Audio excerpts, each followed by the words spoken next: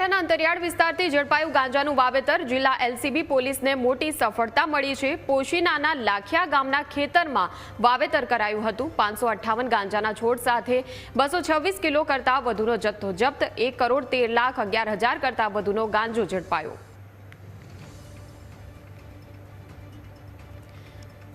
ગાંજાનું વાવેતર પકડાયું છે। મોટા પાયે 558 જેટલા ગાંજાના છોડ ઝડપાયા। 1 કરોડથી વધુ જેની કિંમત થવા જાય છે।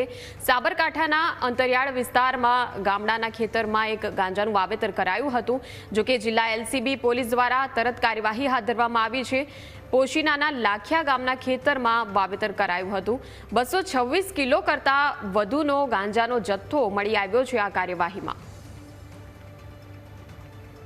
1,13,11,000 કરતાં વધુનો ગાંજો ઝડપાયો છે। સંવાદદાતા ચિરાગ આપણી સાથે ફોનલાઈન પર જોડાઈ ગયા છે। ચિરાગ, સાબરકાંઠાના અંતરિયાળ વિસ્તારથી ગાંજાનું મોટા પાયે વાવેતર ઝડપાયું છે, હાલ શું કાર્યવાહી?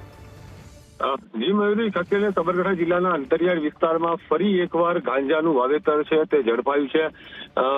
પોશીના તાલુકાનું જે લાખિયા ગામ છે ત્યાં લાખિયા ગામના ખેતરની અંદર આ ગાંજાનું વિપુલ પ્રમાણમાં વાવેતર છે તે કરવામાં આવ્યું હતું ને જિલ્લા એલસીબી ટીમને આની જે બાતમી છે તે મળી હતી।